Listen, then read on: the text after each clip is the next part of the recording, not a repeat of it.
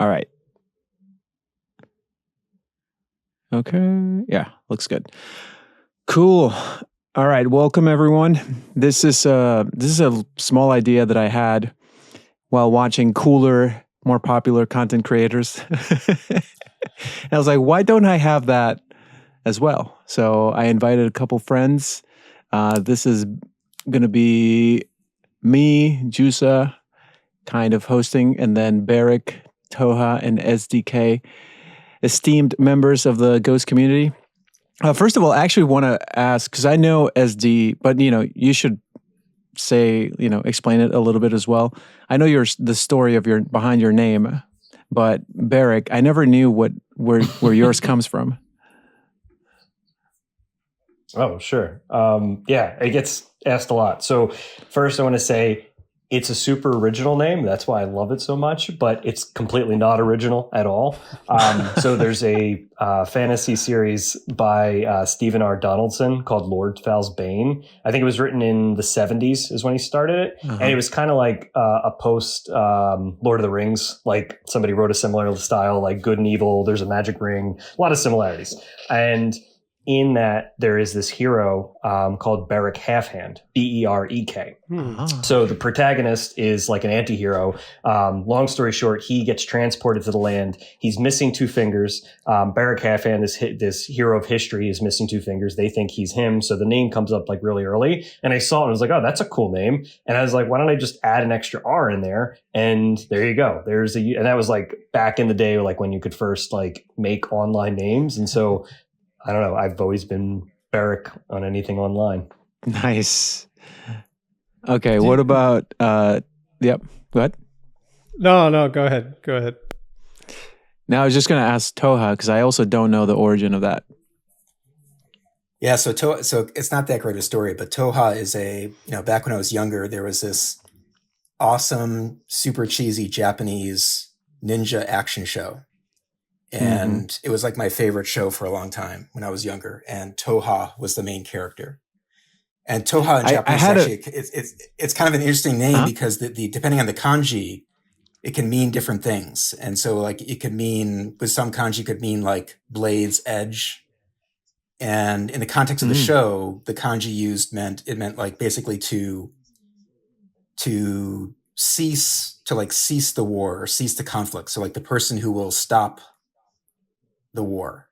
That's cool. And it just always kind of stuck with me. So like, hey, it sounds cool. I'll use that as my name way back when. Well, now the pressure's on you as to top that, because that's actually the best one so far. All of you guys have all these names that you keep forever, huh? That you just like got a name, you kept it. I feel like I change the username like every couple of years. The story of my name is, I played video games a ton when I was a kid, and then kind of just stopped for a long period of time. And then in 2020, Final Fantasy Remake came out, and I was a big fan of the original. So I like bought a PlayStation 4. It was the first console I'd had since PS1. And I was like super excited to play the game. I'm like going through the PSN setup, and they're like, put in a username. And I was like, I don't want a username. I'm never going to play a multiplayer game. And I just typed in a bunch of random letters as fast as I could and then hit continue. And that is my name.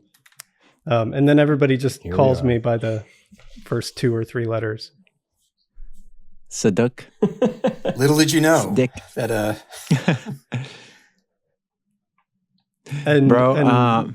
yeah. Mm-hmm.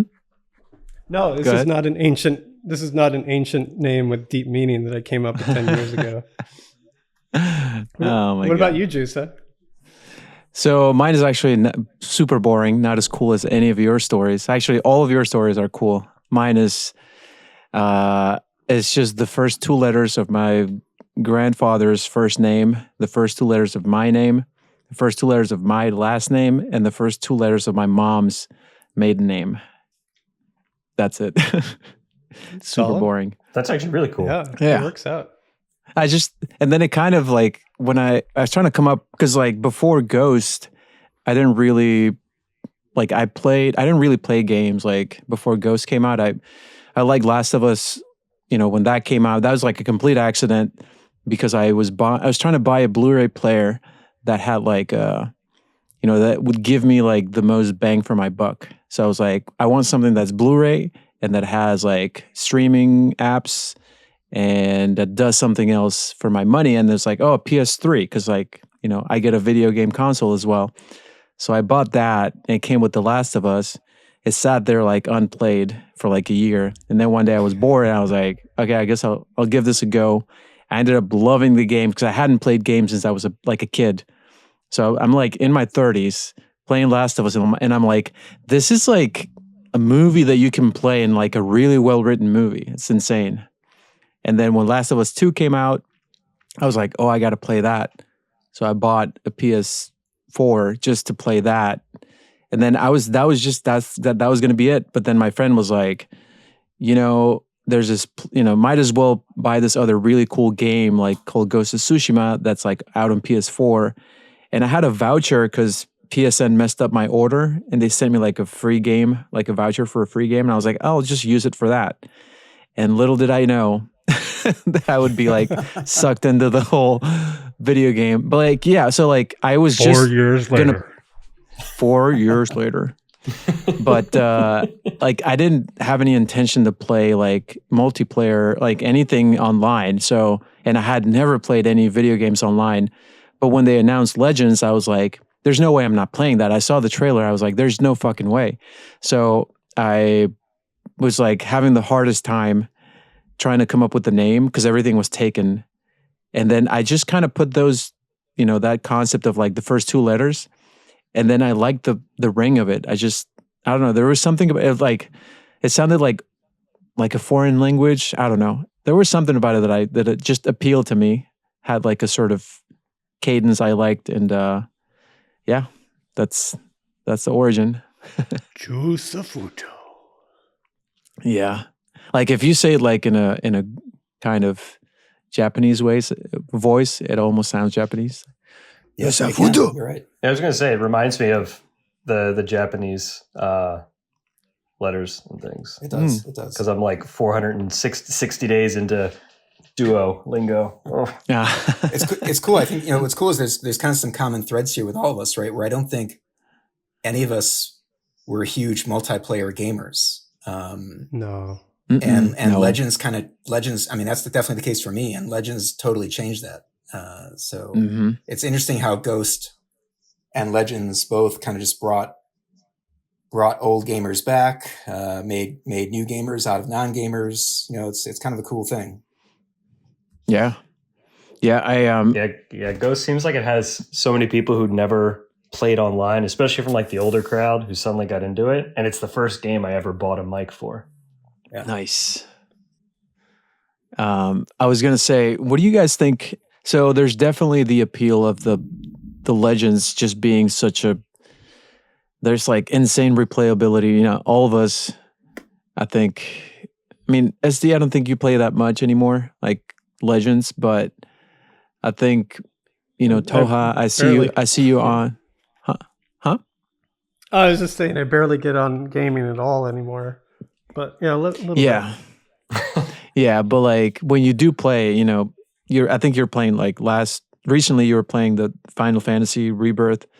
Like I've seen you play other stuff when, and I do too, like whenever something that I might like comes out, I'll check it out. But like I do see Berrek randomly playing Ghost. I see Touha pretty often, I think. You still get on pretty often. Yeah. And myself, like I take breaks sometimes, but I play pretty regularly still. I just, the game hasn't been, I don't think it's, gotten boring for me by any degree. But I was going to say, what do you guys think? Because definitely I think it benefited from the pandemic, kind of forcing people to stay home. Yeah. And then it came out at the height of the pandemic where everything was just chaos and like everything was like, that summer I remember like I was going to go visit my family like back in Texas, and I live in Washington. I was like, I'm not going to fly. I'm just going to drive because I didn't want to put my mom at risk. So it was when I came back, that's when I started playing Ghost. So it was like at the height of everything just being like, do not dare leave your house without like a valid reason. Because at least in my area, everything was like pretty, it was very serious the way that it was being handled.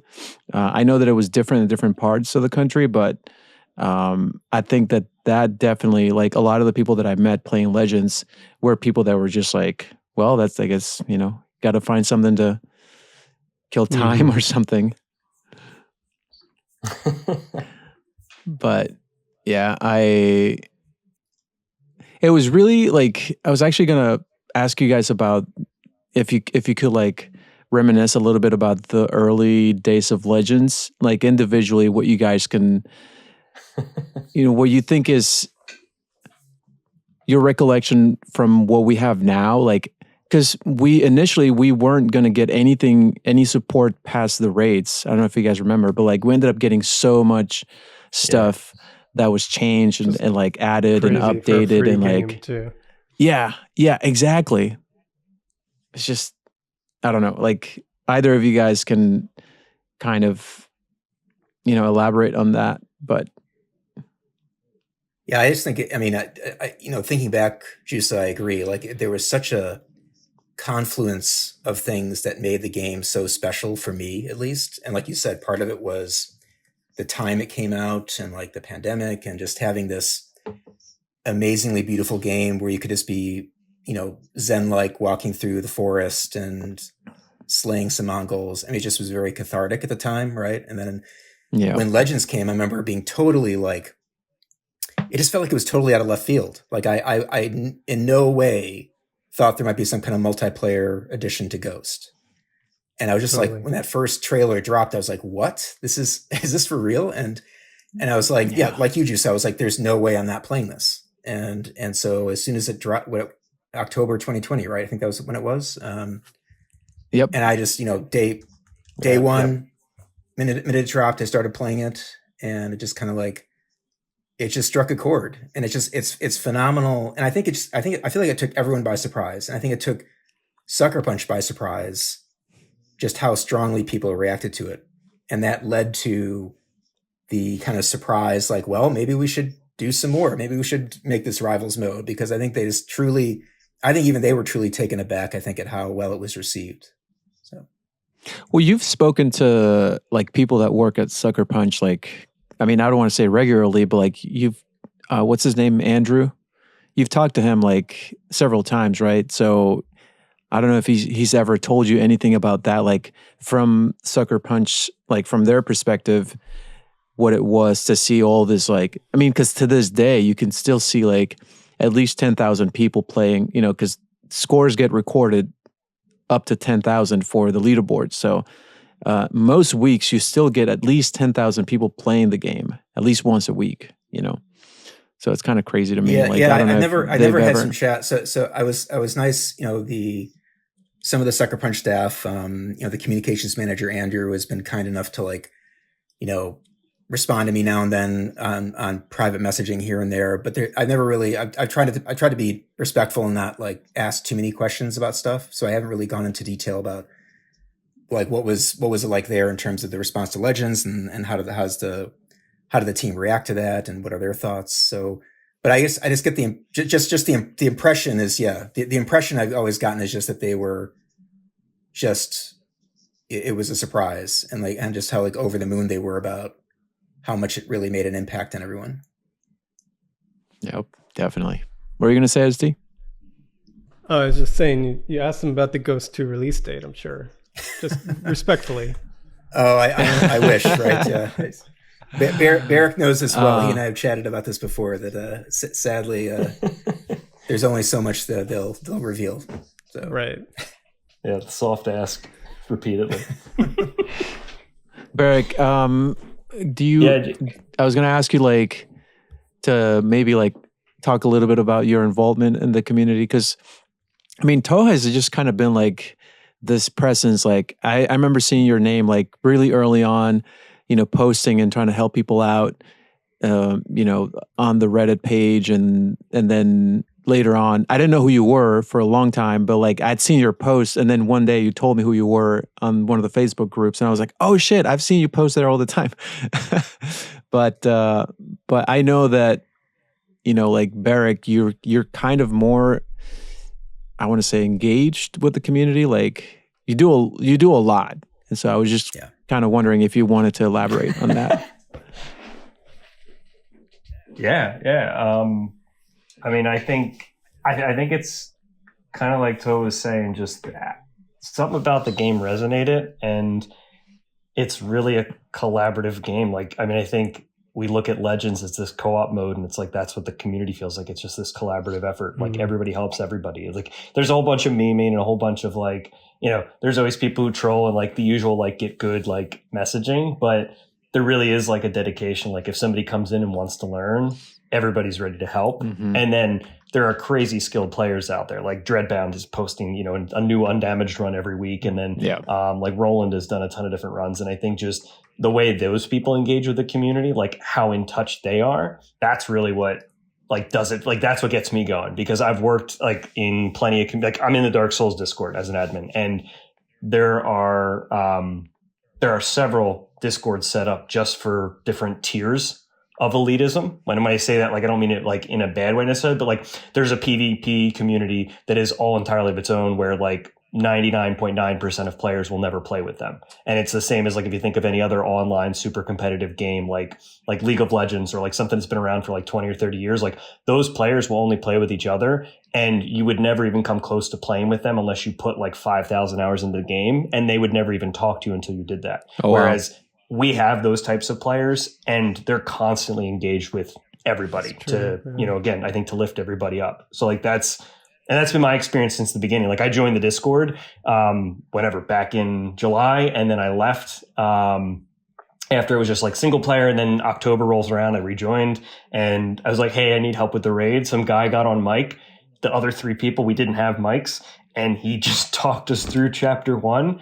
And that was the coolest experience ever. And I was like, oh my God, this is amazing. Dude, yeah. I've had so many like really cool experiences. Actually, that reminded me of the first guy. And if you're listening to this, what's his name? Something with Pikachu. Something Pikachu or something. I forget his name, but like it was something with Pikachu.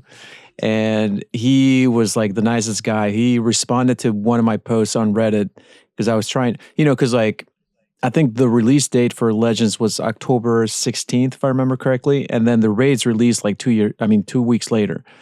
I didn't know, like I had just started playing. I started playing by myself, just soloing stuff, like, because I was still like hesitant to interact with people because I didn't really know what to expect. I didn't know if people are going to be rude or like expect me to be like super skilled. And I was like still very like, I felt like very new, very like I was trying to find my bearings. And when I kind of like worked up the courage to ask people for help, was on the Reddit page, and this guy responded, and he's like, yeah, I'll help you out with the rates. I know a lot of people that have been doing, and this is like a day or 2 days after the rates came out. He's like, I know people that kind of know, the basics. So like, he's like, I know what to do for all the raids.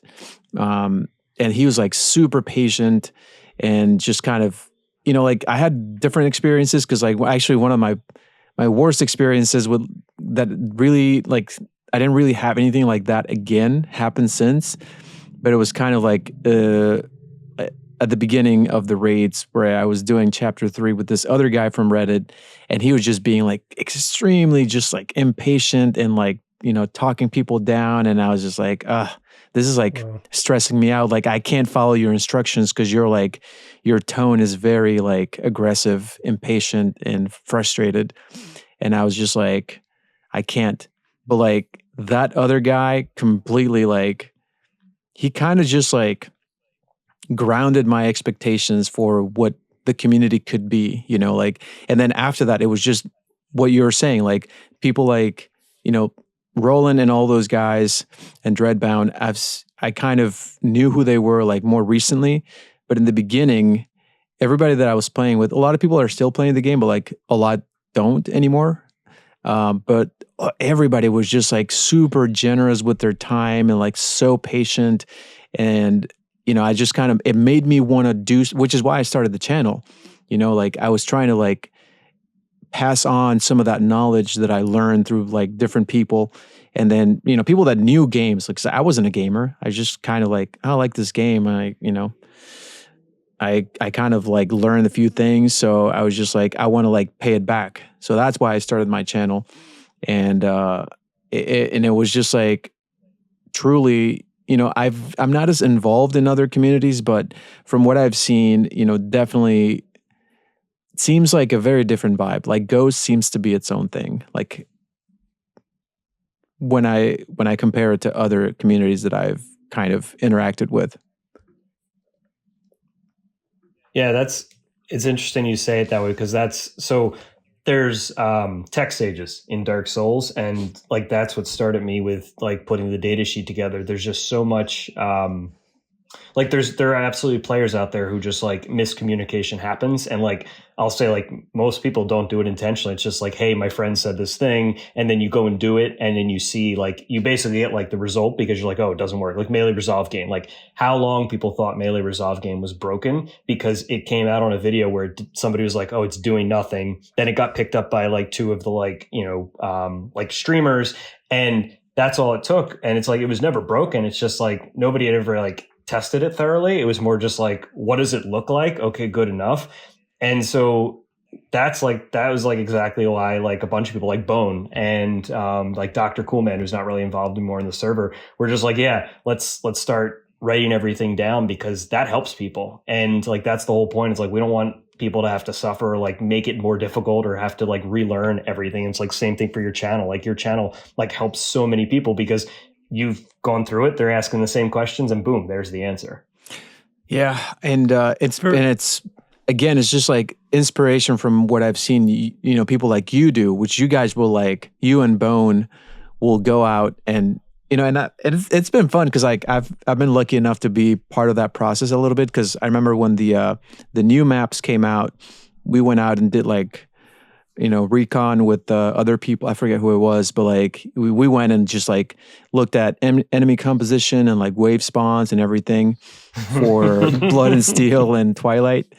And so it was really cool to be able to be part of that, because like up to that point, I had just benefited from you guys, like all your data collection, like all your spreadsheets. Like I was just amazed to see like when I started getting nerdy about the game and like wanting to know how to like optimize my build and get to like the numbers, aspect of the game, it was just so useful to see like there was all this data compiled online ready for me to use and like answering all my questions. So I was like, shit, that's really cool.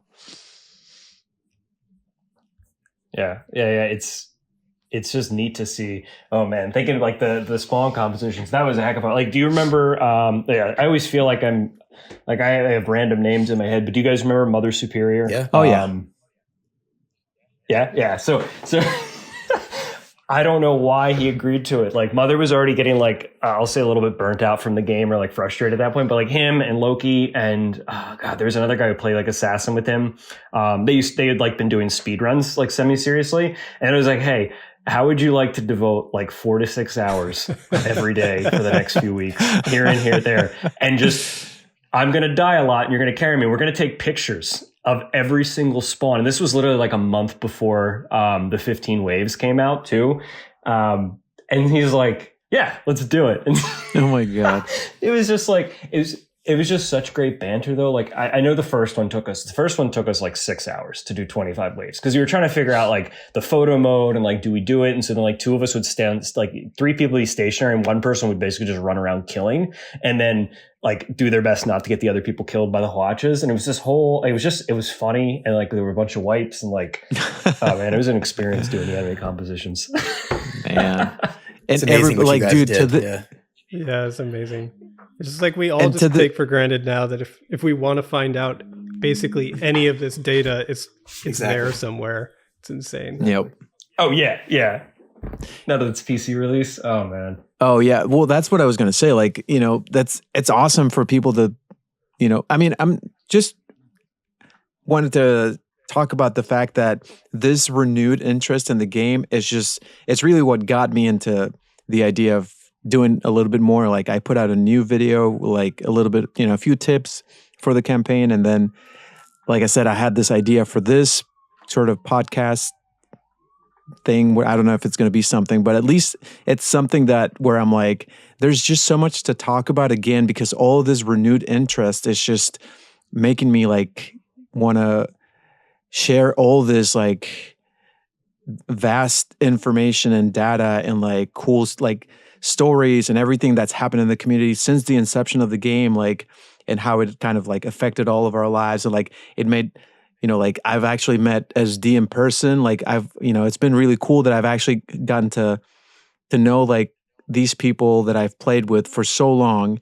And then I almost met you, Berrek, but you couldn't make it. But it was just like really cool to it's just amazing to think that, you met someone online, you didn't really think much of it, and then they just become like an actual friend, and then you just go hang out with them like across the country.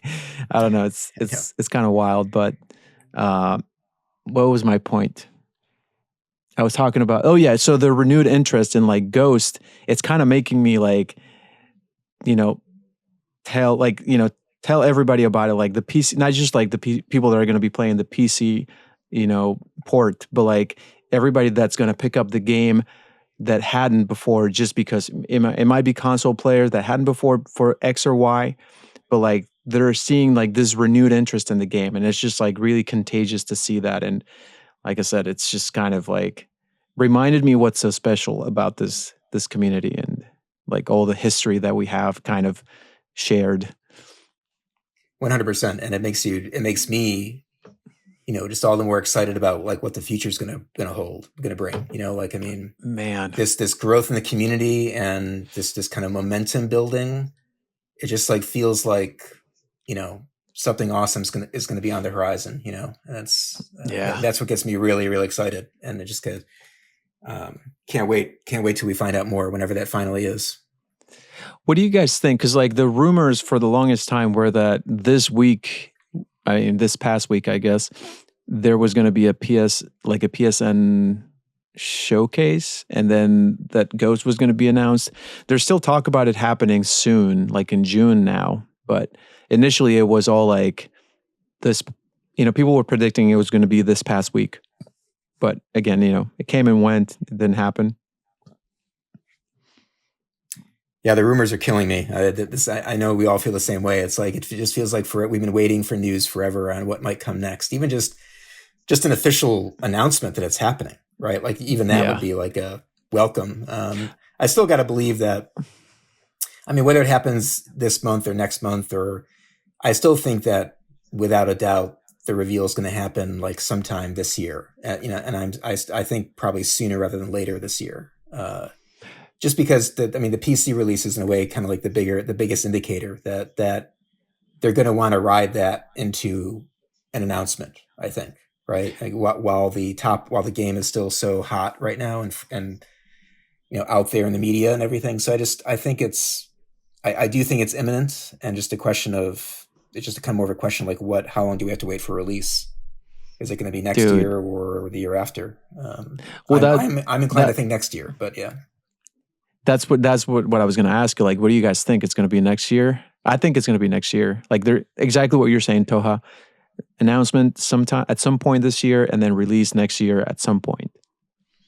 Because for me, the reality is it's basically because Sony is, this year has kind of been like very few first parties from Sony, right? And so I think the pressure is going to be on next year for Sony to put out some first parties, right? And who else? Yeah.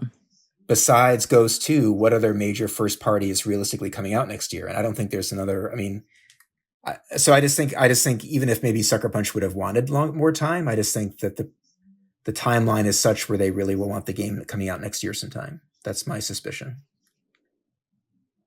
What were you going to say, SD? I feel like you were going to say something. I like to just be optimistic. I think it's coming out this year. This year. You guys laugh, but it's coming out this year. Mark my words. Oh my God. It's a sneak release. Well, you never know. I can't lie. They're going to do it on the anniversary. SuckerPunch, you never know. SuckerPunch are total wizards, man. And I feel like sometimes they just, like, in some ways it would shock me, SD, but in some ways it would not shock me. If, like, all of a sudden they just would say, coming out this year, November, right? I mean, there'd just be like, well, they're just wizards over there. They could just do something like very similar to what God of War Valhalla did, which was like nobody knew about that at all, and they were just like, here next week for free. You know, obviously it's not going to be for free, but like they could do just like a here next month or like in 3 months, it's coming out, like, you know, just like bam, no waiting for like a year or whatever. I like that optimism, SD. I like it. Yeah. So I felt like it was going to be next year, but I think now that it hasn't happened, like no announcement yet, I think we only have like, in my opinion, a month. Like if we don't hear by the end of June, I don't think it's coming next year. I think it's a 2026 then. That's just like a 6-year gap for a sequel feels pretty long. Well, I don't know. Well, yeah, it does. And I mean, you have to look at God of War 2018. You know, they had a 5-year cycle. Horizon Forbidden West had a 5-year cycle. So it just kind of, you know, for those like big AAA exclusives, I think it kind of, that's sort of like the expectation. So, and it seems from what I've heard, like, and this is not confirmed, just like, you know, different sources that I've seen like posted online, like different websites and like videos of people saying that sources at SuckerPunch have reported that the game is like almost complete. They're just kind of, you know, fine tuning things. And also like based on, I remember seeing Daisuke streaming like a couple years ago, and then somebody asked him about like Ghost 2, and he's like, honestly, like, you know, hand to my heart, like I'm not aware of anything happening with Ghost 2. Like if they want to do it, of course I would love to be like, you know, I would love to reprise my role, but like I don't know anything about it. And then like more recently, I think it was last year at some point, I was watching his, like, he was streaming again, and then somebody asked him the same question and he just kind of ignored it. So I'm like, NDA perhaps?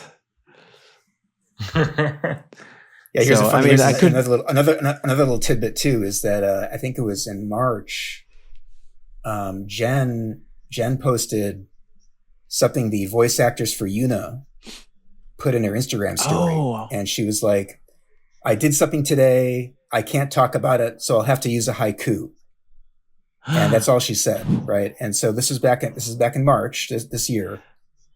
So I don't know. I mean, that certainly seems pretty intentional to use that word haiku with something like that. But that would track. Like if voice act, let's say in theory, let's play this out. If the voice work, let's say, finished up in March of this year, typically it's usually like maybe about a year. That's usually like a year out from release. Oftentimes, I feel like the final year is probably just almost like post-production kind of stuff, right? So I wonder if that would track with a possible release next year, potentially. I mean, that would be really cool. But that's also really, I mean, I'm sure that they have, you know, all kinds of NDAs that they've signed. So something like that would not be like, it's vague enough that they could kind of just have that. It may mean nothing. Yeah, exactly. Yeah, exactly. Yeah. So, but I think Berrek's right though. I think that in a way the window is kind of closing. I mean, because I think there likely will be a year between announcement and release. Like I can't imagine, as optimistic as SD is for this year, I think. Well, I think a year from announcement to release is likely. So that would mean like, okay, you got to announce it sometime soon now this year, if we're going to have a release next year. And also, I mean, not to ruin your dreams, SD, but Sony has already announced that they don't have anything like any like exclusive like AAA titles coming out in 2024. And they announced that like a couple of months ago. So, I mean, unless they just want to like have that, as a red herring of some sort, but I don't think it's releasing this year. I think it's going to be 2025. Fingers But crossed, guys. who Fingers knows? crossed. Who knows? I would love it to be 2025 and not 2026, just because I can't even, you guys realize what it's like. That's like the most important game, since we've been playing together. At least in my estimation, is that it's just going to be insane. The hype for that. Oh my God. It'll be crazy. Well, let me ask you It'll this, be crazy. though. Yeah, and it's we all know each other from playing Legends. How important was the campaign versus Legends to you guys? I'll let you guys answer first. Well, for me, I'll go ahead, Berrek. Go ahead. No, go ahead, Touha. No, the whole journey started with the campaign for me, SD. I mean, I just absolutely fell in love with the game, right? And Legends was almost like I said earlier, kind of just this awesome surprise that I never saw coming and never saw being such a huge part of my life since then. But it was really, it all started with the campaign, and that was, as impactful for me in many ways as Legend would become. So yeah, I'm super excited for what they might do with the next single player game myself. Go ahead, Berrek. Yeah, no. I mean, second all of that. I think there's something to be said that, I played a fair bit of Neo. I really liked the style, and I'd been really looking forward to a real samurai game that had a heavy focus on combat and the stances. And knowing that Ghost, I forget when I first saw it, was 2017 or 2016 was that teaser trailer. And it almost looked like it was going to be some sort of not rail, but almost linear duel game. And you would come across radiant duels and different combatants and things, and there'd be different stances, and a very, very based on that trailer, there's a super heavy emphasis on melee combat. And I was like, that's what we need. We need something like that where there's just a lot of complexity, but it's easy to understand. Whereas the Neo system, don't get me wrong, is really cool, but it overcomplicates everything from every turn. Just learning it, the tutorials are crazy, overly exhaustive. And then when you get to the end game, it's also tedious to actually level up and all the gear and all the stats and nuances. And it's Ghost almost did it the opposite. We're just going to keep it simple. And you could tell there was a lot of care and diligence in every possible facet. So it's from piece to piece, just learning each stance and then the enemies you came across and using the stance and then really mastering that, that transition from campaign to Legends. You saw it, people who were everybody is focused and fixated on using the right stance against an enemy. But then it was also the side content, it gets criticized for being quote unquote open world. And yeah, it's, we'll give it a 7 out of 10 as an open world. I think it deserves that. And there's certainly a lot more it could do. There's, a lot of, maybe excessive options, not a real feeling that there's choice, but the detail that's put into the fox dens, or when you find another headband following a yellow bird, those were some of the coolest moments ever in the game. I could not get enough of that. Every time I saw that yellow bird, I am chasing it down. Yep. And I'm this is the greatest thing ever. I didn't use the horse entire Act 1. Yeah. Oh, wow. I walked everywhere. Because I just wanted to explore the entire map. It was just that immersive. And the colors and the different zones and the flora and the fauna is just overwhelming. So campaign just blew me away. And then when we got Legends, I was this is the coolest thing ever. It's free multiplayer. I love online game stuff, and I'm I'll give it a try. And then, here we are. Sorry, that was long-winded. No, that's great. That's great. That's that's what this is all about. But what about you, SD? Because I know that you made you made probably what's my favorite Legends video. Not just gameplay, but actual deep dive into the worlds of Legends and how they relate to the world of the campaign, Jin's world. So, I mean, I'm going to link it in the description. Oh my God, I love that video. In case, people haven't seen it, but oh my God, that video. And, it even got retweeted by the big kahuna. That's, I mean, not Nate Fox, but like somebody else that's like pretty high up, got retweeted, that your video got tweeted, by that guy. I forget his name, but yeah, pretty huge compliment if you ask me. Yeah, that was cool. Yeah, no, I mean, the campaign, I actually I just restarted the campaign like last week. And yeah, like to just what kind of Berrek was saying, it's just the world is really beautiful. The colors and everything. It's actually kind of wild when you switch back between Legends and campaign. You forget how colorful and like gorgeous the game is, because Legends is so dark. Yeah. And I think it's just, yeah, like I did love the campaign. I played through, I think that I did that, like the first act I did very completionist, and then got kind of like burned out on the side stuff, and like finished the rest of the game. I think Legends came out. That brought me way back into the game, and then I went back and like totally 100%ed the campaign. It was like I was able to kind of go back and play it again and appreciate it in a different way. So I definitely love both. And I think I'm excited for the campaign, but I think Legends was always, for me, was like about the community and just like an excuse to hang out with all these people that I met. That's what kind of kept me going back. And I think when I think about Ghost 2, it always has this association of like, oh, there'll be more Legends content. And like it would be just another way to kind of renew that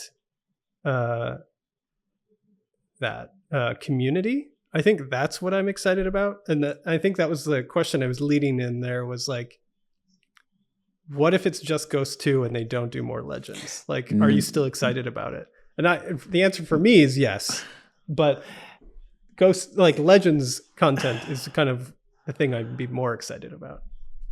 Man, I can't think of any reasons why they wouldn't do a Legends 2, but that actually I did. This is going to be one of the things that I wanted to talk about. But I mean, I will be very excited about Ghost 2 and see where that story goes. But if they say, sorry guys, we're not going to have a multiplayer this time around, I'll be brokenhearted. Like, seriously.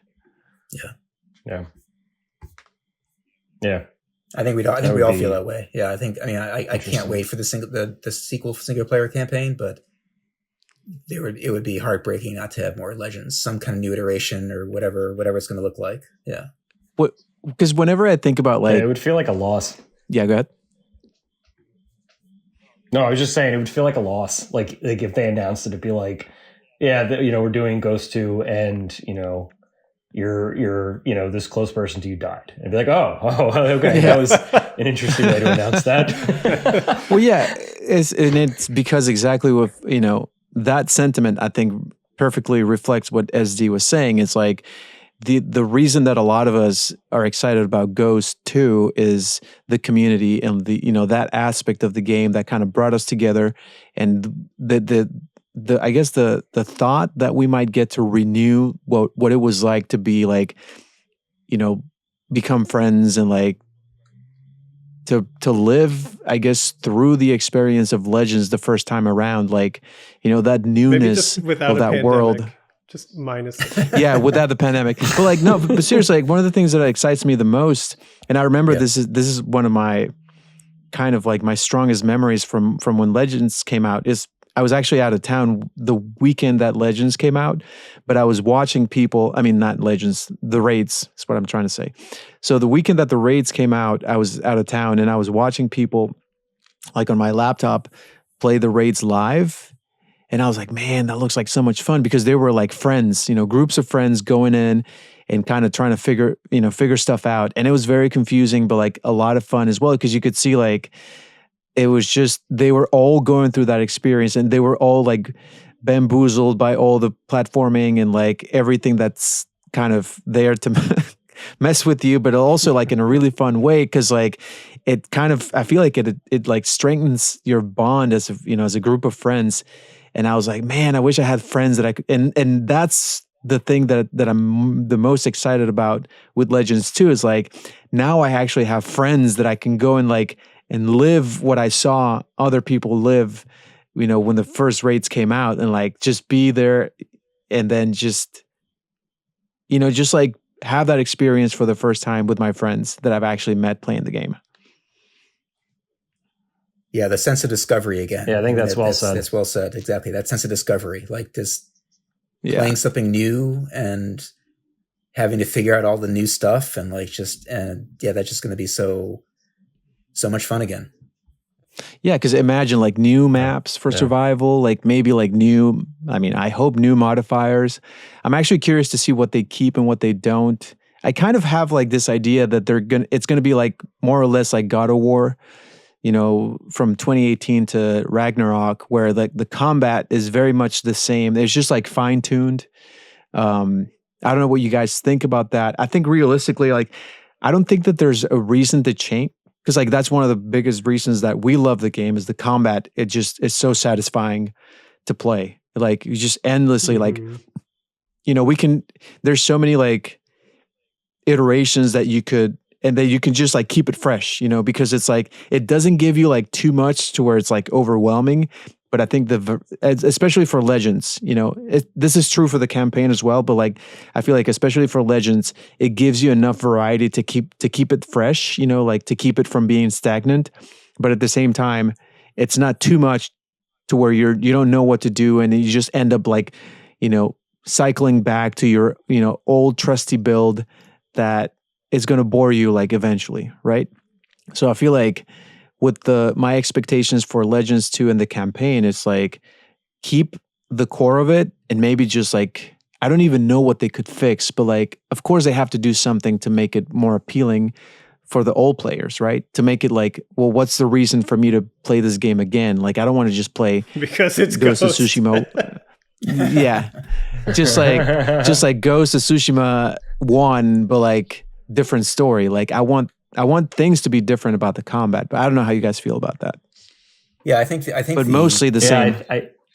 The foundation's there for. I mean, there's such an amazing foundation to your point, Jusa, that both within the single player and the multiplayer, right? That they don't need to reinvent the wheel, right? They just need to basically build off what they've already done and just take things that you know, extra little step deeper, I would say. So that'd be my one hope for both the single player and the multiplayer is largely keep the same foundation, of course, that we love, just because, like you said, it just feels so damn good to play.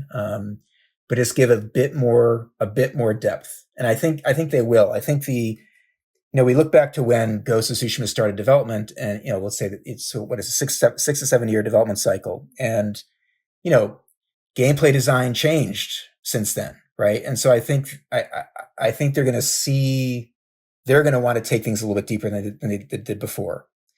And so I like on the melee side, especially, like just making that, you know, put in a few more techniques or abilities or short combos, you know, and just to make it a little bit more skill based, not too much. Cause like Berrek well said earlier, that we don't need another Neo, right? I mean, I absolutely love the Neo games.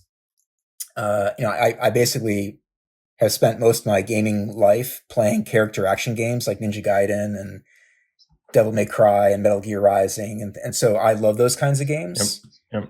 And the Ghost often gets a knock that, oh, its melee combat is so much more simple, so it's crap. It can't compare to those games, and I disagree. It's like yes, Ghost is a much simpler kind of game by design, but it feels as good to play as any of those top tier character action games. And in many ways, absolutely. some of those character action games like Neo, to Berrek's point, as much as I love Neo, I put hundreds of hours into Neo 1, right? But when Neo 2 came around, I couldn't get into it. And that's just because I got so tired of the needless complexity. And I feel like Ghost was like Ghost was just like a sword cut that kind of came through and was just like, okay, here's how you do it. Here's how you make a very accessible and yet still deeply rewarding melee combat system. And they just got to basically just take that and just take it one step further. And we're going to be all very happy, I think. Yeah, it's interesting because that's what makes me think about what the single player campaign and Legends could have, and kind of like similar. And same thing, I played a lot of Neo 1, and it took me a while actually to pick it up because I just had other things I was playing. And when Neo 2 came out, that was kind of my issue. And I had the same issue with Forbidden West. So when Horizon Zero Dawn came out, same thing. I thought that was a breathtaking game. And I just thought there was such a beauty to how everything was done. There was a little bit of tedium to the crafting end game, but the camps and like the ultra hard difficulty, removing the HUD and all those little touches, that really pulled the game together. Like I used to tell people all the time, like if you didn't enjoy it or you thought it was mediocre and wasn't that great, I'm like, go play ultra hard and then just go attempt any challenges, and you'll just realize how great of a game it is mechanically, because it just, everything has to connect. Like it's fluid. And where I see Ghost heading from that is there's almost, it would be too easy where, you know, everybody's like, well, I want a Naginata, or I want more stances, or I want more, you know, I was joking around in the beginning. I was like, oh, we should get lightning and like frost abilities. And, you know, there is this easy route that they could take doing that. And I don't think they will, but it depends on the developers, depends on like the final direction and like monetization, everything. Like, there's a lot of things they could do to overcomplicate the game, add more stances, add more enemy types. Like there could be a third faction besides the, you know, if we consider Mongols and Oni, Eagle, all, you know, those three are different. Adding in more factions just to complicate it, but they're the same movesets. You know, then we run into, you know, any game that has like 6,000 weapons, but they're all the same. And I think instead, what they should focus on is the non-game combat more, and that will make the game feel immersive. And then, like you said, just little touches, like the ability to do feints and play more with animation cancels for melee, I think is a huge world can open up without having to change stances drastically. And then making enemies more fluid, where, you know, when we talk about difficulty setting, instead of it being, you know, the difficulty setting we have today, it would just be something related more to intelligence. And they might have something like, you know, every easy through lethal, but then there'll also be, you know, like infantile, adolescent, and, you know, aged. And like you could set a separate setting for the enemy AI to also be like super complex, and they would, you know, maybe not learn from you, but certainly be a lot more complicated in combat, where they're not going to use the same moves twice, and they'll have more combos and things like that. And that's where we see games that have like New Game Plus modes open up. Like they add new move sets you've never seen, and the only time you see them is in challenge runs, because you play, you know, it's a 10-minute fight that's 1 minute. But I think on the other side for Legends, one of the only things it really has to do is, you know, keep a lot of the same things, but then I'm wondering, will they go in the direction that a lot of popular like couch co-op games have gone? Like we look at Helldivers and its success, and we look at Deep Rock Galactic. They're successful because people can keep leveling up and leveling up and leveling up, but there's very little that goes into the build. Yes, there's pieces, there are builds, there are strategies, but everybody has access to everything from basically like first few levels effectively. And what really gets you to the final difficulties is the strategy that goes into it and the coordination with the team. And I think when we start to remove aspects like range resolve and, you know, spirit kunai spam and skipping stone on hunter, you start to realize like what mechanically is so difficult about the game and where people have trouble. And if it's like, if we look at where new players come into it and see how they play and build on that more, and then we see what, you know, the top players have done and how can we tweak that to make it more difficult, I think that would make a Legends that's much more satisfying for everybody. Well, that's the thing, right? That's the thing. Cause like, how do you satisfy all these different camps of people that have, and this is another thing that for newer players that are getting into the Legends community, like, you know, there's kind of two camps right now. They're, you know, they've been kind of coexisting for the most part, like amicably, but you know, there's been some back and forth, I guess, for a name, you know, for lack of a better name. But yeah, there's basically there are pro like animation cancels, and there's people that don't believe that that's like something that should exist. And even in this, like, you know, in this group, like we have Touha does not enjoy for himself, but like what I really respect about you is that you never really try to like impose how you like to play the game on anybody else. You're just like, that's not my thing. You know, animation cancels are not my thing, but I don't have a problem with you if that's what you want to do. But like, there's other people that are more aggressive in like how they view that. Whereas, and then you have SD, who has like probably the most viewed MMC, the Moonmaster cancel video in the community. Like everybody references that because it's so well made. And like anytime that anybody wants to learn, I'm like, here, that this is the best video that has been made. So like it's going to be interesting to see like how SuckerPunch tries to solve for that, because I think personally the way that I would like to see that the combat evolve, I think probably like in keeping with the Japanese like tradition of like less is more, like simplistic and elegant. I think what could be done, I mean, I think I almost kind of want there to not be 4 stances. I want there to be like a way to switch. Well, first of all, like I have a problem with how silly anything that's not stone looks. It looks silly. Like, I'm sorry, but it just does. Maybe like wind is more realistic, but like to be ready, like for combat.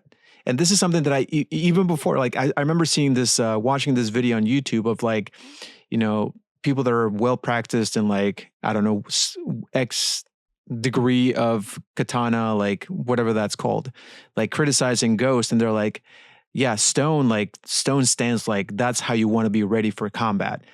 The others don't make sense. And then even before I saw that, I remember being like, it just looks silly. Like, why would you want to have your katana like over your head or like all the way in the back, like for moon and for water, or like down for wind? Just keep it like at a ready for combat, right? So I think they could do something with that and maybe like evolve from just like the same, like from like one starting position, but then do like evolutions for different enemy types. And I think that the way that they could do it like is maybe like implementing something like as far as like combos, like the way that you would start a combo would be different depending on the enemy type, but then it would have like, I don't know, like a fluidity, the way that I'm seeing it in my head. And it kind of like, it's because I guess I've been playing Stellar Blade and I really like the combos in that game. Like they're just like, square triangle combos, but they're like, they don't require a lot of skill, but they're really satisfying. And they all just start from the same starting position. So there's something to that I think I find really satisfying. And I wish that would be like on my wish list for Ghost 2, that they implemented something like that, where it was like, they just get rid of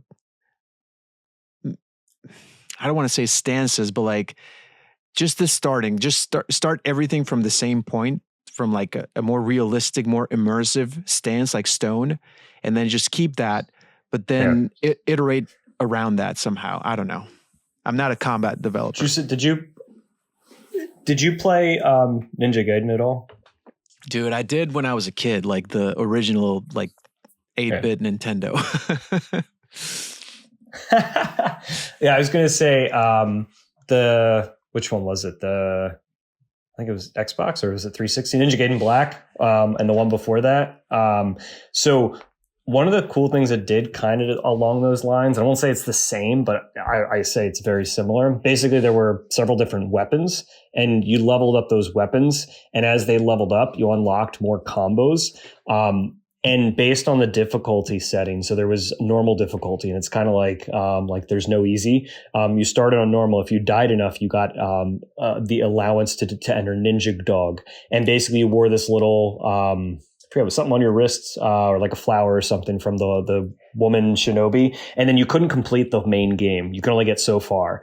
But my whole point to saying that is, until you learn the combos, you really couldn't progress in the game. And then on the most difficult difficulty setting, basically enemies would drop like energy or ki, and when you use that, you could charge up your sword or weapon, then do more combos or more powerful combos. And basically, to traverse the most difficult setting, you had to kill all the weaker enemies, leave the ki on the ground, get to the certain point where they were within distance that you could absorb them, and then you would be attacking a tougher enemy to be able to kill that tough enemy quickly enough so that it wouldn't overwhelm you. And so it was this very Almost, it was very fluid. It was very well done mechanically that way. Like it made sense. And it was like, it was the pieces that make the whole puzzle. But there was also a failing in that it was just, it felt a little too much. Like if you didn't do it basically perfectly, then it was basically like, just don't get hit. Like that was the advice. It was like, just don't get hit and do it all perfectly. And then you're fine.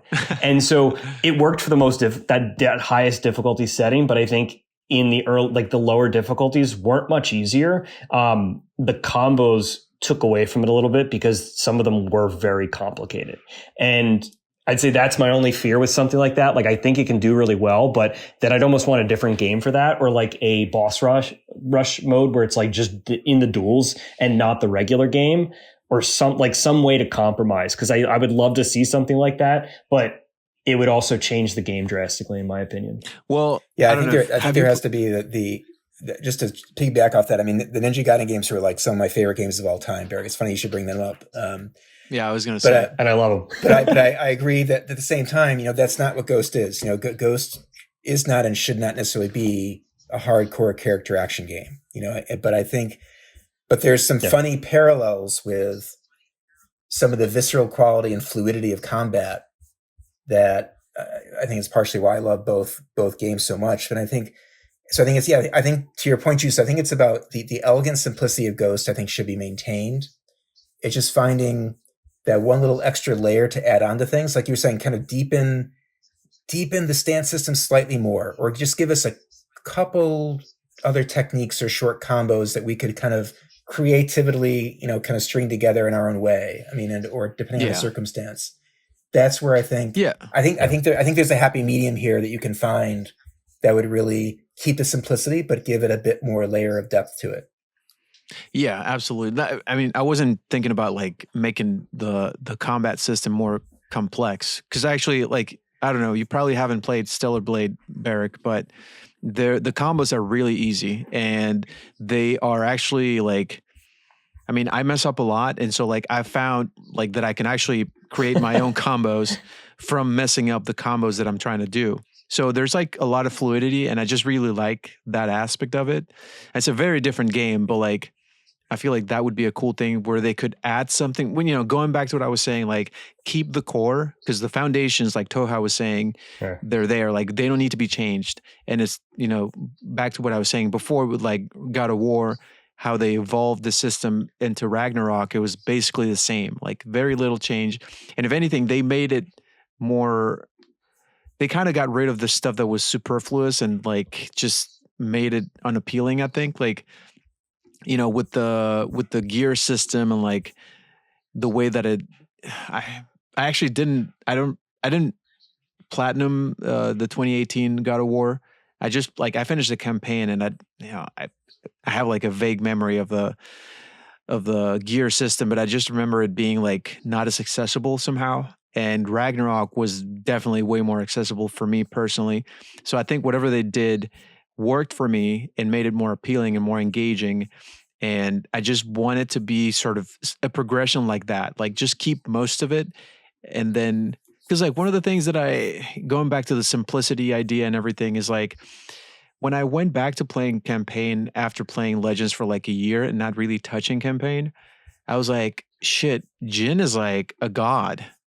Like you go back, you have like all these weapons, like you have everything that all the ghosts have, at your disposal, and you're like invincible. Like I felt like I was too OP, like, because all the charms, all the armor perks, like all the gear that you have, all the abilities that you have, all the techniques, it's insane. Like, and you have like this massive health bar, and you have like a gazillion resolve. It's like insane.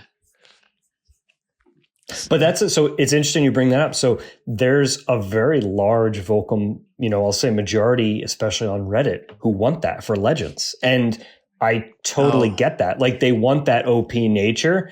No. And I think there is a good likelihood we could see some changes made like that, because it's a big ask from a lot of people. And I think a lot of people like that.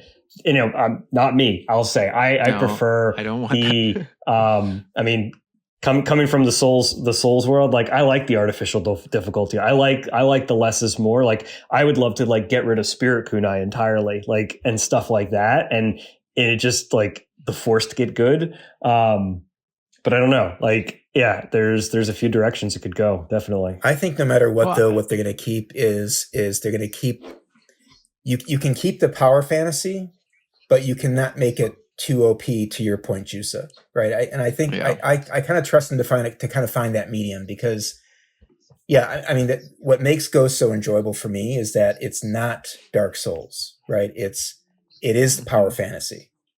And that ability to just kind of feel totally kick ass and just decimate, these enemies in front of you. But at the same time, sometimes you do feel too OP in the campaign, to your point, Jusa, right? So I think you got to find that, make it challenging, let people be powerful, but the enemies have to be powerful too. There has to be challenge there for players.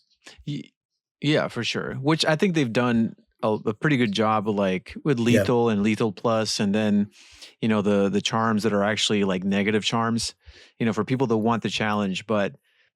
And honestly, I started like a new file recently with the just like lethal and new game, like from zero.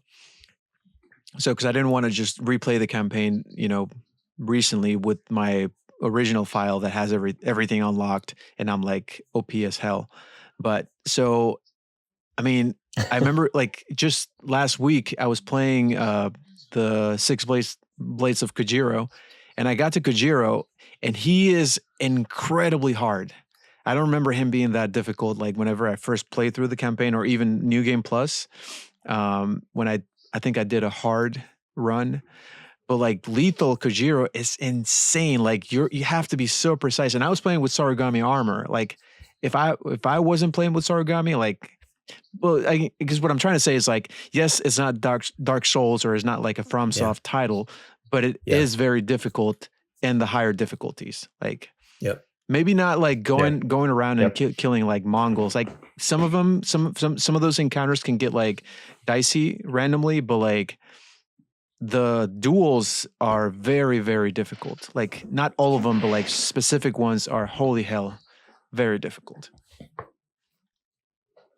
Yeah, I've been working with Afro Samurai and Jen, and doing some experiments for KL1 runs, so Katana level 1, for like to that exact point. So we can give some new, like, for in the server, new roles for KL1 completions, where you have base armor, the broken samurai armor in lethal plus, and then do some like no hit ones, and then some like so there'll be like 3 different levels, and at the top level, like, some of the challenges are perfect parry only, perfect dodge only, and this is, again, no armor, no resolve, nothing. You cannot use anything except perfect dodge or perfect parry, and basically some of the fights take like 3 to 5 times as long than if you did them at KL1 with like some things. So it's really, really cool, like how it makes the fights different. That's wild. For duels, or the whole campaign, or what was the scope of that? Just all the duels. So all the unique moveset duels. So the first thing we did was went through all the duels and checked the movesets, and then we're going to eliminate any of the duplicates. So like Temuge, the Mongol commander, and then the other 3 commanders you have to fight. They're basically all the same moveset. So you only have to fight Temuge, and then like the second version of Ryuzo, and then there's a couple of the mythic tales that'll just like get eliminated as well because they're identical. But then there's a bunch of them where they have 1 or 2 unique moves, plus like Heavenly Strike, or plus Way of the Flame. And so those will all be included. So it's like, I forget, it's like 20 some duels. And then if you complete all those at Katana level 1, earn that role. That's cool. I didn't know about that. That's really cool. One thing. Yeah, it's neat to see the movesets. Sorry, what were you saying? Oh no, that's it. I was just saying it's neat to see the moveset, like the uniqueness of movesets for the enemies. That they really, a lot of them all have their own unique moves. Yeah. Well, and then but then a lot of them have the same sort of like the same movesets. I think, I don't know how many duels, like, or how many opponents have the one where like it's like a spinny move that starts like from the ground, and then they just kind of it's like an unblockable. It's a red attack, and I've seen a lot of. I mean, not a lot, but like quite a few enemies have that in duels. I think Ryuso has it. Yeah, there's some of the Six Blades of Kojiro. Some of those guys have it. But the Rona, the spin. There are quite a few that have that. Yeah, but man, yeah, that's a really cool idea. Just something different to kind of keep the challenge, the level of challenge to give you like a motivation to do something like that and, try out the game, like, and learn a different side of the game that you might have not experienced before. I think it's really cool. But here's the good news, but circling back to like Legends 2 and, hoping they're definitely going to do it and all that, is that we know, the good thing is that we know there are multiplayer game designers on staff right now at SuckerPunch, right? And they're working on something. Yeah. So that's, that we should all take some encouragement in that there are absolutely some multiplayer staff going and doing something. Yeah. I can't imagine them not working on Legends 2, just because like the community is like so passionate, and like it's been such a big part of why the game has stayed relevant, because there's like the support from the community, like, because like the minute that there's somebody else playing the game and like asking questions, there's tons of people responding, because we have a live community that's still playing the game like regularly. So I can't imagine, like, I think for me, like if I were like a developer, that would be very meaningful, and I would not want to lose that.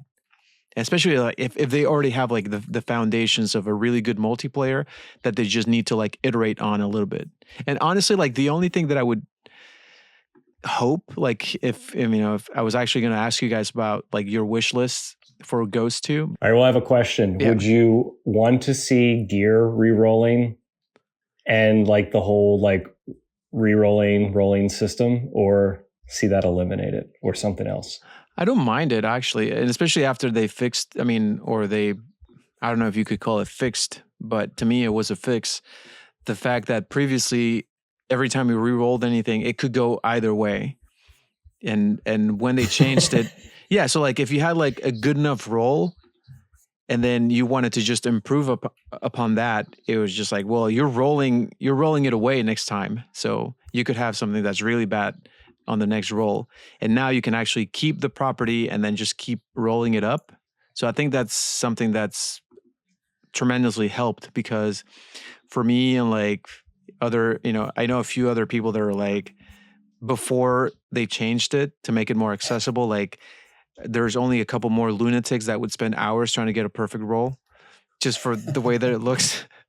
So like, yeah, that was me. That was me too. Yeah. I mean, I didn't want to point any fingers, but I but yeah, like I don't mind that system. Like, as opposed to what would you suggest, would replace it?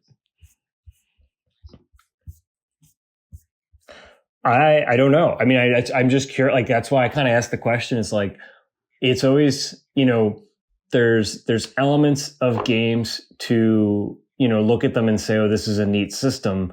But then it's also like, I think gear re-rolling has the same problem that durability has in most RPGs, in that it's there because we think should be there because it's a weapon, it has durability, it breaks, but it almost serves no purpose outside of just being there. And like the rolling system, like to your point, now that it's almost like, if it was so difficult to get resources that you would only ever roll one piece of gear, like here and there, then maybe it would have incentivized people to like just have mediocre gear all the time. And there would only be like people who have like 10,000 hours who have some pieces that are perfect, or you get lucky, or like maybe it gets incorporated into the playing. And like the same thing with purify tokens. In order to earn better rolled gear, you compete in more difficult games. And instead of like the weekly reward being a legendary, the weekly reward is like a guaranteed perfect rolled gear or something.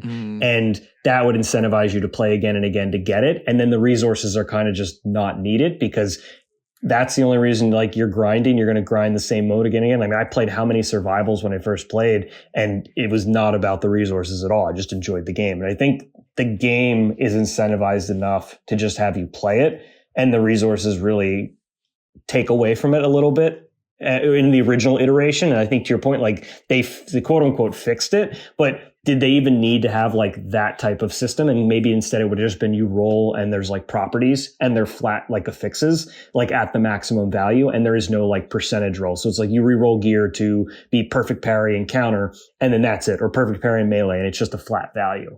I don't know. I think they all work. I was just curious your guys' thoughts, because I've thought about it a lot, and I almost think like a re-roll of perks and properties only with no percentages would be interesting.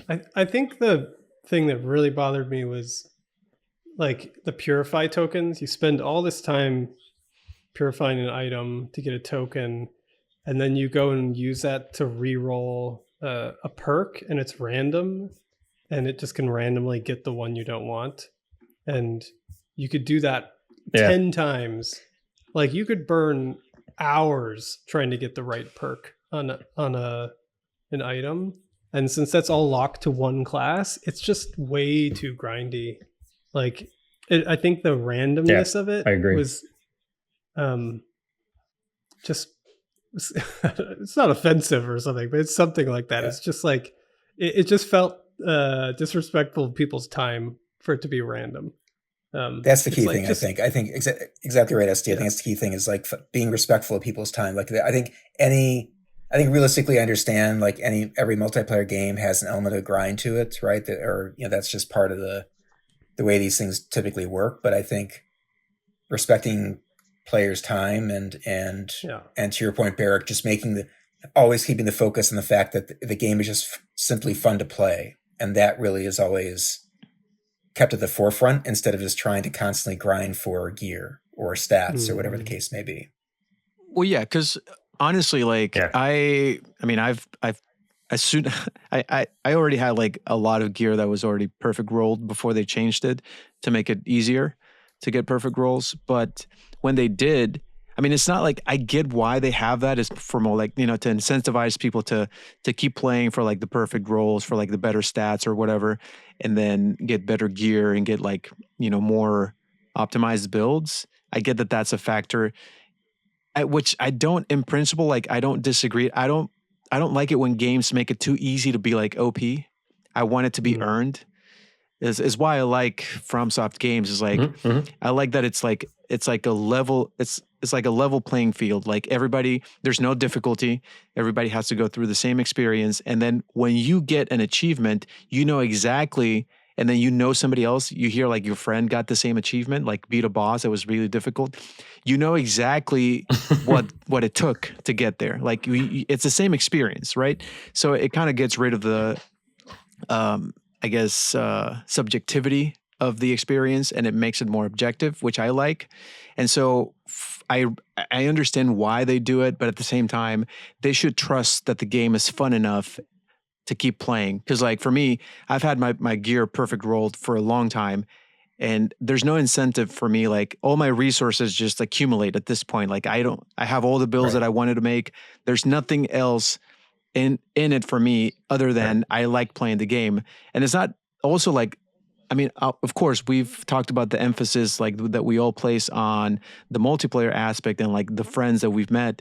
But a lot of times I just want to play by myself, And so the game is fun enough for me, and like that should be the goal for them. So like, to your point, Berrek, I agree that they don't need that, although I do understand it. And like, I personally don't mind if they keep it for Legends 2 and like they have the re-rollable stuff. But I don't think that we need it. Like, of course, there's got to be something where like, because people, it's one of the things that people appreciate about games, like the sort of like bragging rights of like earning like a rare item, that has like a cool perk, that you're not going to get easily. But at the same time, there's got to be a balance with what Touha and SD were saying, where like you have to be respectful of the player's time, so that you don't make them like overgrind.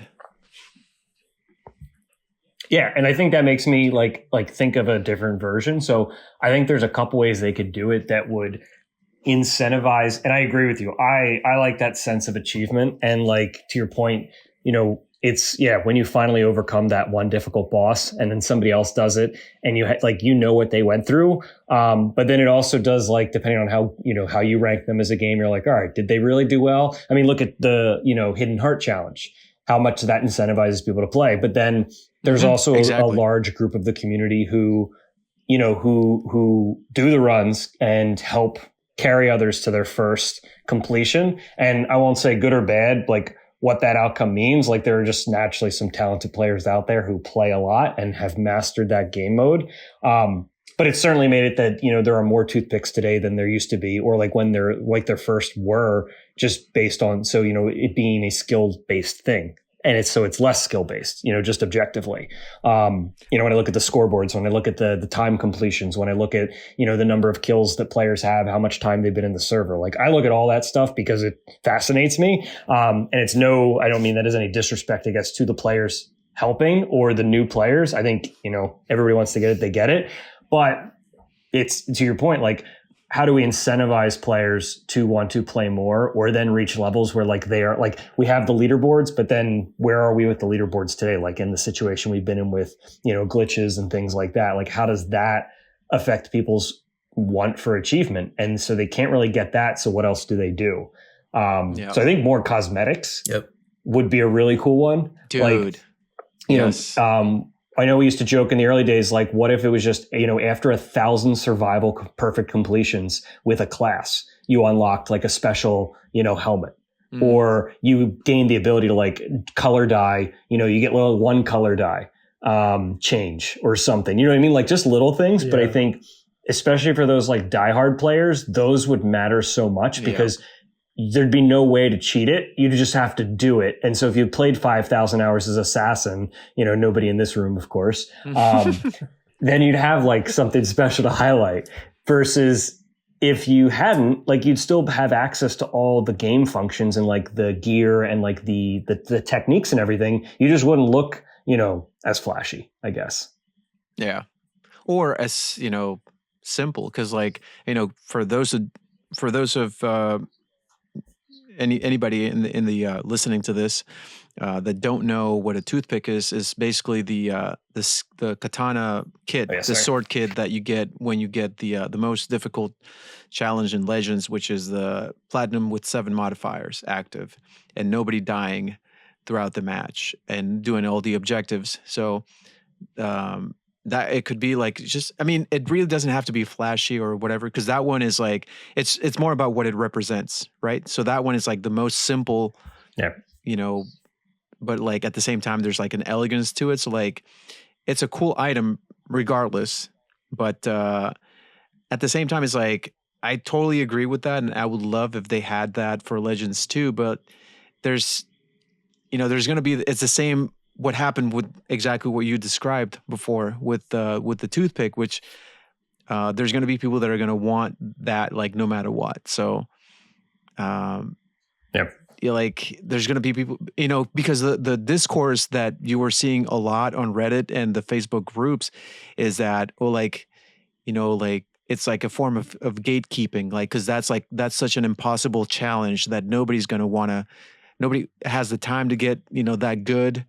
Or like, people were very, very like passionate about how unfair they felt that the challenge was when they wanted to have the item. But it's like, it's to your point, like, you don't have to have the item, but people want it. It's like, there's this like contradiction, right? Like, people want the item that represents the achievement, but they don't want to put in the work, So it's like, exactly. So just like, you have to pick one. You either get to be, and at the same time, it's like, I do agree with what you're saying. Like, there's a lot of people that got, there's a lot more toothpicks than there would be if we didn't have such an amazing community of really skillful players that have been helping people out. But at the same time, unless you're like hiding in a tent and getting carried through it, like, you have to like do a minimum that's that still requires you to not die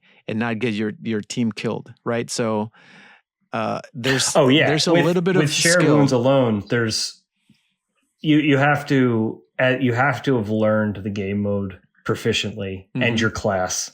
Otherwise, you'll be too much of a liability. Exactly. Absolutely. So there's a certain level you have to attain. Yep. I mean, and you should know because you guys carried fucking Daisuke through his toothpick, which is that's such a cool thing to be able to say, like, oh yeah, we it really is. We helped Jin Sakai get his toothpick. It was so awesome. Yeah. I got to help Norio too. Oh yeah, I remember that. Yeah, dude, like this is a random thing that I just, I don't know. I was gonna ask you guys about, like, randomly, if you like. I know Touha probably agrees with me that Japanese is the only way to play Ghost. I'm not sure about you. I think SD, you've played in English. I'm not sure about you, Berrek. But one cool thing that I found out, like not too long ago actually, is that the lady that plays Lady Masako in the English version is in my favorite Christmas movie, which is Bad Santa. She's the girlfriend of the midget dude. I just love that so much. Yeah. Oh, that's wild. Yeah, I just love that so much. If you remember that movie, she's the one that keeps asking him to get the loofah, because they're robbing all these department stores, and she's like, get the loofah. Oh my God. Yeah. Oh, wow. Oh, that's so wild. I didn't know that. I play with the Japanese and English subtitles. Oh, nice. But yeah, that's who does Lady Masako's voice in English. Is the girlfriend from Bad Santa. That's wild. But to go back to your original question about what would I want Legends to like a wish list thing. Like if I had to pick, please. What do I want to want? And I would say if I was to boil it down to one general idea, it would be to kind of deepen and diversify the encounter design and the enemy design, where it's going to sound too strong, where it basically encouraged different ways of playing the game, right? Or you had to basically, in other words, dealing with the whole ranged versus melee imbalance. Yes, I was going to address that. I'm so glad you brought it up. Designing the game where it encourages the players to make use of all of the above, right? Where there are going to be certain encounters designed where range just will not work as well. And that's going to really, I think, and I'm not overly faulting SuckerPunch here. I mean, this is their first iteration. I mean, it's amazing how good they did this in their first iteration. I mean, it kind of boggles my mind how good a job they did.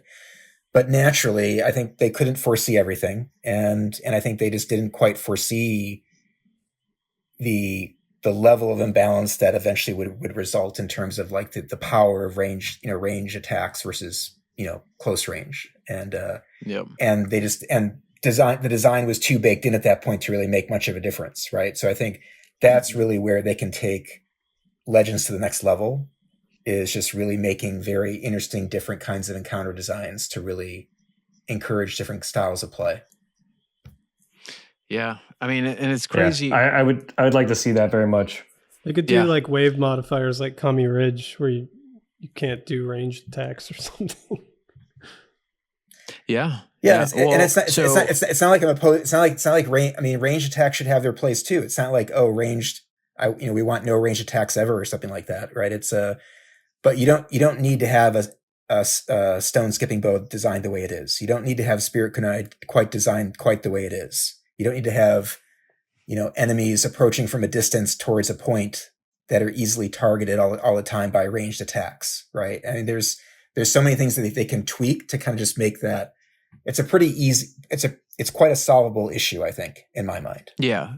Well, yeah, especially the fact that you have 4 classes, and especially at the beginning of the game, which were very the meta was developed, I think, quite fast, and everybody just, it went just Hunter, Ronin pretty early, and it was it was so clear that there was this huge, differential between the ability to clear waves faster than Assassin and Samurai, especially Samurai. Samurai got kind of left in the dust at the beginning of Legends, and that's why they had to give him bombs to make him, playable, because nobody really played Samurai before they gave him Forbidden Medicine. So I think there's definitely things that they could do. Like, I personally always wanted for each class to be represented. Like, ideally, even if you're speedrunning, especially if you're speedrunning, like the optimal results are achieved by having one of each class. Yeah, that was my idea. I think that would be really cool. I'd love that. And then let's say, like, don't give the ability to poison to anybody except for assassin, and then have an objective. It could be as simple as that. I mean, I'm just like spitballing, but like, just have an objective requires assassin. I mean, that's why speedrunners will run Sarugami, on weeks that there's perfect parry, Right. because it's the fastest way. You can't get around that objective faster, without Sarugami. So you have to sacrifice DPS for Sarugami to get those perfect parries faster. So the same way they could just have the ability to have an objective that's poisoning X amount of enemies, and only assassin can do it. Stuff like that. Yeah, I think for Legends, like the biggest change, Joe and I have talked about this before, would be a resolve rebalance. I think before they would do anything else, especially if they're going to change combat or change enemy types, or, again, like a balance around like enemies who can only be like stealth attacked, but they're immune to melee and range, and concepts like that. I think a resolve rebalance of just what we currently have would allow them to tweak things to a point that would make them think about the game differently. And then they could do iterations from there. And then they'd have to do like one final resolve rework. But I think that would be the one thing I'd love for them to focus on, is like, how do we conceptualize resolve, and then how does they play out in the game, and then how do we beta test that? It would have to do with also like with the way the enemies spawn. Like, they would have to change that a little bit as well, because like Touha was saying, the ability to just target enemies at the spawn point and just delete them. I mean, it's fun, and I have nothing against that. But if we're talking about rebalancing, then that needs to be addressed, so that it's done in a more like engaging way. And I think, but like another thing, in regards to resolves doesn't matter for the fastest way of clearing waves, which is Ronin. Like, the fastest survival ever played was all Ronin, one hunter, because headshots, Twilight, and because Ronin can clear a wave faster than Samurai, and they don't need resolve. Right. So that's also ranged has to be, looked at and then assessed, and then maybe changed a little bit. I don't know. Exactly. Yeah. Yeah, absolutely. Well, I think it brings up too, like. No, go ahead, Berrek. Go ahead, please. Sorry. No. I was just going to say, I think it's one of those other areas where Legends could be challenged is, well, two. One, I think for speed running, there have to be some consistency. So I think having alternatives like custom platinum mode makes the game more accessible in some ways, Yes. where like leaderboards need to have like repeatable things. And like, I like that they changed up the weekly spawns, so it wasn't just the same maps all the same all the time. So that was a huge quality of life change, even though I'm not a speedrunner. Also, hold that thought. Then I also think there'd be... Sorry. yeah. Before I forget, but hold that thought. Also, because that actually affects way more than people think, because spawns, they're not always the same, even if they originate at the same, because there could be, even if it's like, let's say, village at Aoi, it could be a village left or a village right, and there's no way of knowing until you play it for that week.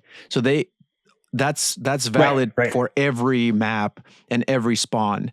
They don't, even if it originates at a specific location, it could be coming from different points within that location. So it keeps things really fresh, and then, like you said, it's good for survival and for leaderboards. But yeah, continue. Yeah, Sorry. Yeah, absolutely. No, I was just going to, and kind of adding on to that is like knowing that consistency. When we looked at, when Coco put together the enemy health bars, and we can kind of visualize it, like, I think that would be something that could also help, is if you can't delete waves. on spawn. Or, you know, so it's either as the spawns go on, you know, they get more health and they just get boosted because. So like all the regular enemies basically just like 2x or 3x. So that by the time you get to the last few waves, enemies truly are like sponges. You know, I don't want to maybe say it could make it artificially difficult, but that could also be an interesting way where you have to coordinate with your team. And it takes much more to take like one Oni Lord down.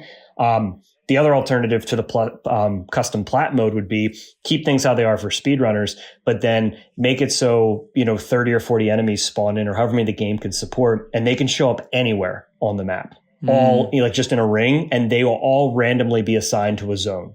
So they will not show up on, you know, 3 spawns, 3 zones, and they're targeted. It could just be 30 enemies are going to start showing up over a 30-second period, and they will run to a specific zone. You don't know which one. I like that idea. Yeah, that could be. That could be a really interesting way to like. How do you problem solve for that? Yeah. You know, it's funny. Berrek and I were like, we were basically like, if they could throw us console players a bone with a PC release and just do one little thing for us, it'd be give us back 25 way option and give us more, just give us like 1 or 2 more modifiers for custom, right? Like just that would bring a lot of people back, I think, to the game. But anyway. The community. Yeah, that's a dream. Like, I don't know, like in the first place, why? I mean, I get that a lot of people thought that 25 waves was just like too much of a commitment, you know, time commitment. And not everybody had like an hour plus to devote to a match, right? I get that. So, and in principle, I'm not opposed to shorter survival, but just keep the one that was already working for a lot of people, that a lot of people grew accustomed to and loved. Like, I miss 25 waves so much because it felt like much more of an endurance test. Like a survival. It felt like, it was just better for me personally. So, well, there were more waves per boss. So like losing one zone, like if you lost a zone on the first wave, you had to make it another 4 waves. And that's really what made it so tough. Yep. Is it wasn't just the length, it was the unforgivingness of it. And I'll admit, so the funny thing is, like in retrospect, like I rarely ever had time to play a full game. It's like for Nightmare, like it would take an hour 15 sometimes in random matchmaking, depending on who you had in your party. Yep. And I mean, those are the days where we had like 80 plus revives, 100 plus revive, crazy games. But I love the 15 waves for the speed, and I can complete a game quickly, like much more quicker. Like, you know, 35 minutes and I know it'll be done, but I do miss the 25 waves. Yeah. I don't see why they got rid of that. Like, give the new option, but keep the old one. Sorry, go ahead. I was just going to talk about multiplayer modes. What would you guys think about something more like campaign co-op? That's among my wish list. I would lose my mind, and I would love if they had at least one buddy. Like, you could bring one friend, and then you play as like another character, you know, like, I mean, it doesn't have to be like Yuna or whoever, but it could be like, I don't know. I mean, I'm sure that there's ways that they could explain why there's this other character. Although I don't know if that might complicate the story. I don't think it has to, but that would be amazing if imagine multiplayer and campaign. That would be the dream. I would love that. Yeah, that'd be pretty neat, honestly. It is kind of interesting. Like the campaign is so focused on like going and attacking established camps, and that's not really a thing they do in multiplayer. It's more like you're the camp and the Mongols are coming to attack you. Like, so I guess in story you kind of get that.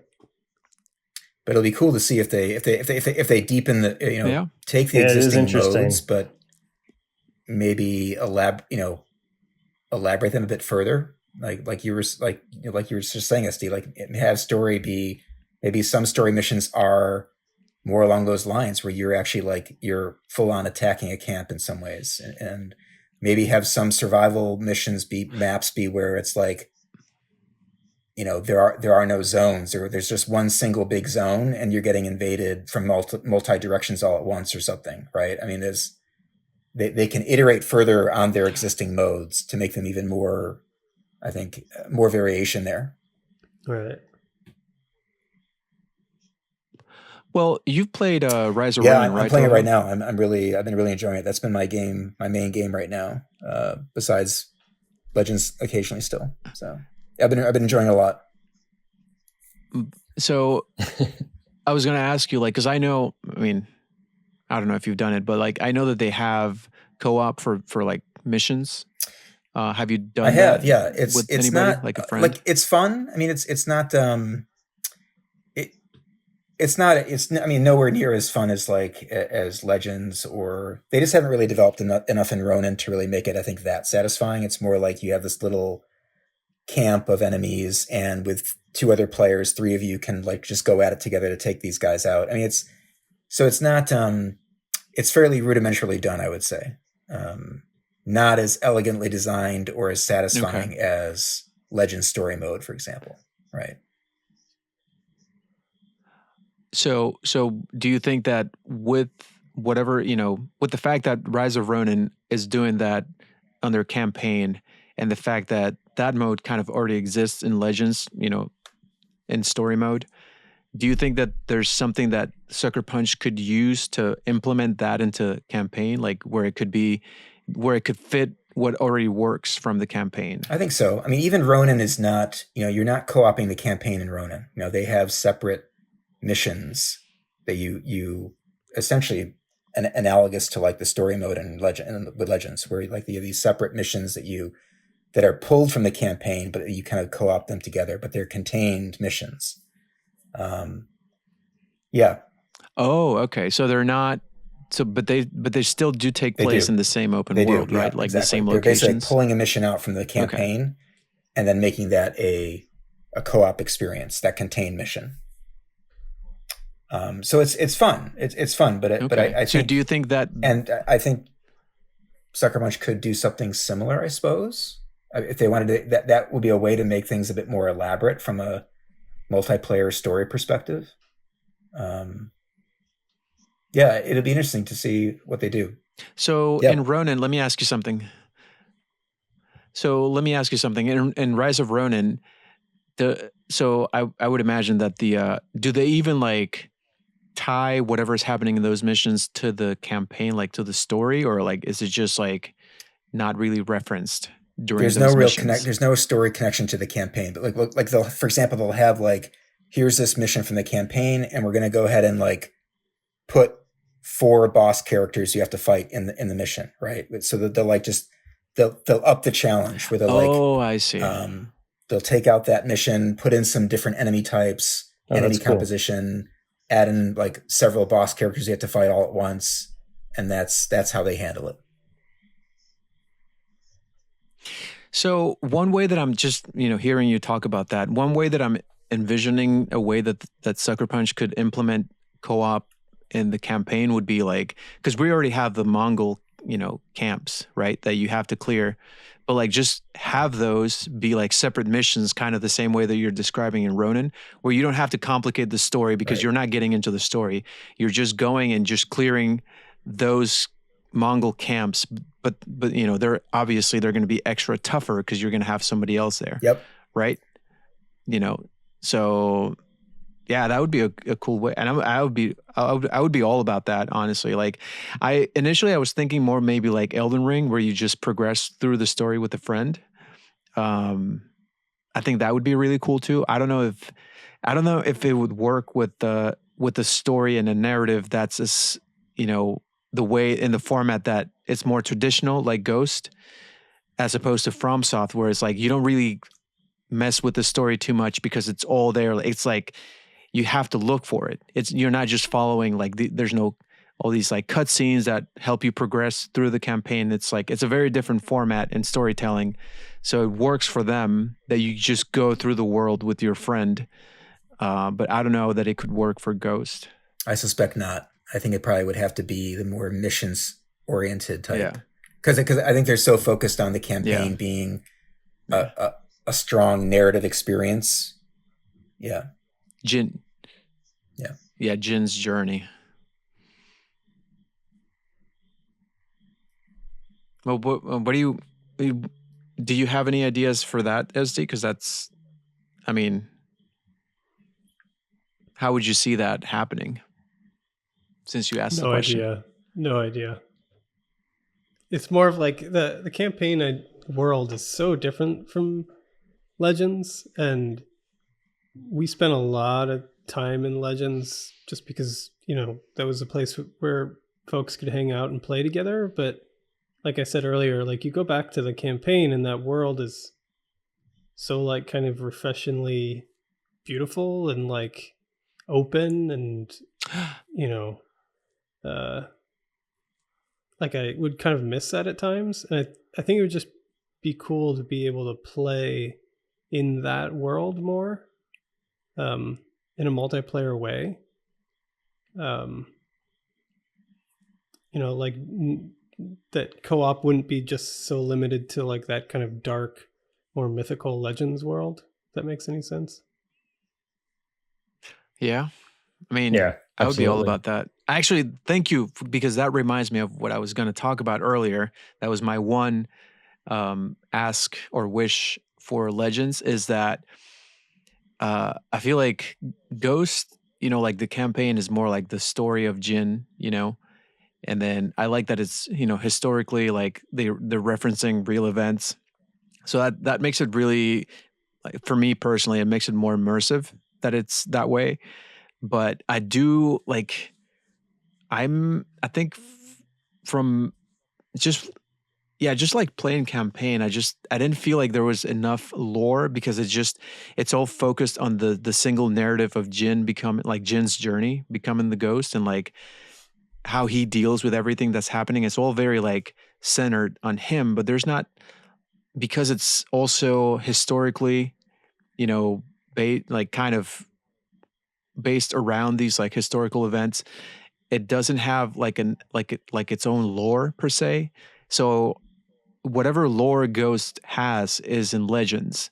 And I think like there's a lot of room for them to actually develop a lore with all the Japanese, like all these like supernatural entities, like the kami and like all the oni, like, there's, I mean, Touha, I know that you're like, and I mean, I don't want to say expert, but you're like very, very well, you're very knowledgeable of like Japanese culture. Like you've been there, so I think several No, times. you're echoing my exact thoughts, Juicer. And Yeah, you're echoing my exact thoughts. you Right. I probably, just think there's so much potential in Legends, not yeah, just beyond the gameplay we're talking about, but to your point, the lore, where they could really build yeah, out this fascinating world and lore of who the ghosts are and what they and how this is yes, this is the spiritual plane of Tsushima, and what the Oni represent, and just, yeah, they could make it really cool, make it an actual, like, its own world, that is quite distinct from yeah, the historical aspect of Jin's story. And I think, going back to Jin's story on the single player side, I think there's going to be a really interesting opportunity in the sequel, which I personally think is very much should be and will be a sequel with Jin, about his story. But I think there's going to be a challenge they're going to have on that front as well, is they're going to have to, things are more complicated now, narratively on that side too. There was a simplicity to the scenario of the first game, where it was just like Tsushima Island, Mongols invading, Jin has to figure out how to survive, right? Now it's a much more complicated situation, and I'm really, there's a big opportunity for them, but I'm also just really fascinated about how they're going to handle the challenge of handling a more complex narrative now, where you might have there might be different factions of antagonists and enemies that Jin is dealing with. It may not be Mongols at all. It may be Mongols, but also certain samurai factions, or, so it's going to be really interesting to see how they tie all that into a cohesive new story in some way, which I'm excited to see. I'm excited to see what they come up with. yeah, yeah. I mean, and hopefully this will be, I mean, they could make this into a trilogy, right? So, because that would be more in keeping with this more like archetype based sort of narrative where like you have the hero's journey, which like now we saw Act 1, like Ghost 1 could be Act 1, and then Act 2 could be like, just to make it more simplistic, I'm going to oversimplify it, but like, Act 2 could be like there's a really cool opportunity for it to be like Jin's actual like darkest point, like compared to like, I don't know, Empire Strikes Back, which that's still like a lot of people's favorite movie in Star Wars, is just because of how dark it was, but because also it explored really interesting aspects of the hero's journey, when it's like that could be a really cool baseline for the second game, and then have some sort of like redemptive arc for like part 3. I mean, I'm incredibly stoked about like this franchise and see where it's going, not only with this, but like also with the movie, which we haven't even talked about. Yeah, there's so much potential here. Yeah. Oh God, the movie. Yeah, I think that opens up a lot of... Go ahead, Berrek. Yeah.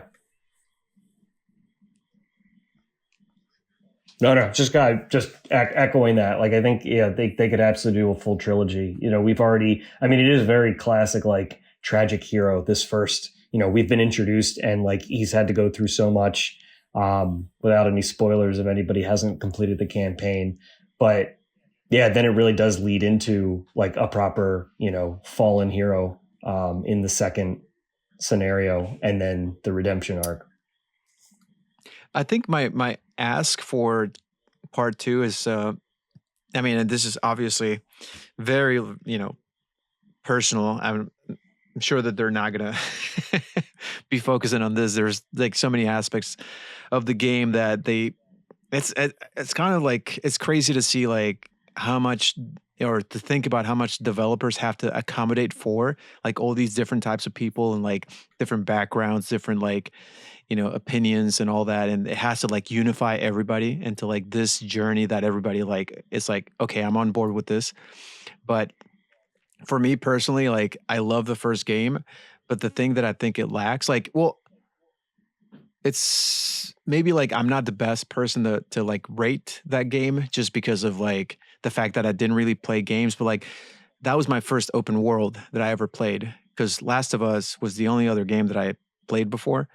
And it's a very linear type of game, whereas in Ghost of Tsushima is like and so like for me to be able to go anywhere like in the world, that was a very cool experience, and it's going to remain always a very cool experience. But like I didn't come into it like the same way that other people did, when they're like, oh yeah, like this is going to be like my 10th open world, and like I've already seen this X amount of times, like but like I guess what I'm trying to say is the thing that I feel was a little bit lacking for me, it was a lot of the side quests.